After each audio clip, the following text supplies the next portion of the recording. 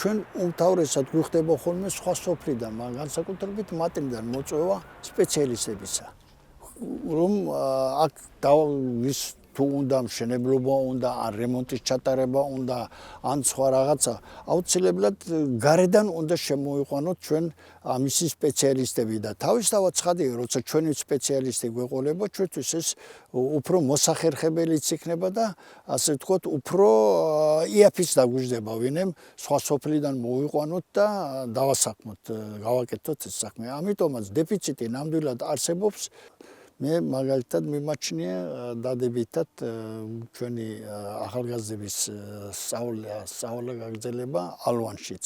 როდესაც ვაბარებდი ეროვნულ გამოცდებს უნარებში ერთი ქულა დამაგდა და ვერ ჩავაბარე. ახლა მინდა ჩავაბარო კოლეჯში და უფრო ბევრი მოტივაციით დავიწყო სწავლა.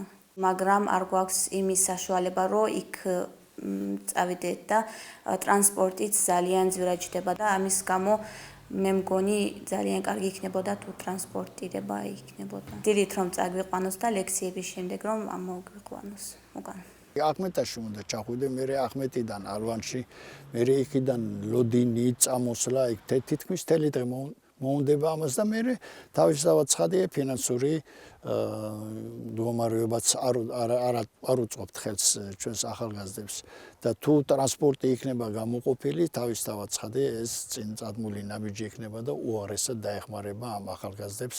ჯერ მარშრუტკის ფულზეც არის პრობლემა, მაგრამ ტაქსი ძალიან ძვირია. ხელს შეგვიწყობს თუ ტრანსპორტით წაგვიყვანს დილით და საღამოთი დაგვაბრუნებენ. მეორე პროფესია მინდა ვისწავლო და პანკში რო გამომადგეს. მე ძალიან მინდა ვეტერინარობა. ანუ პანკში არ არის არავინ ვეტერინარი ახალგაზრდა. მარტო ერთი მყავს მგონი დუისში. ვეტერინარია გვექნება გაზაფხულზე, როდესაც ესე იგი ჩვენ მატერიალურ-ტექნიკურ ბაზას გავიუმჯობესებთ, ჩვენ სტანდარტული პროგრამა გქონდა, სადაც ესე იგი გამოუშვით ჯგუფი და ესენი დაახლოებით 60-70% დასაგნა. ყველას აქვს მეურნეობა, მეთევზეობა გვაქვს ახლა დუალური, რომელიც არის სამუშაოზე აგებული პროცესი ძირითადად, ერთი დღე იქნებიან ჩვენთან და გვაქვს ასევე კერამიკა, თიხის ხატრული დამუშავება, მოკლევადიანი ასევე გვაქვს თმის სტილისტი და გვაქვს მემინანქრე.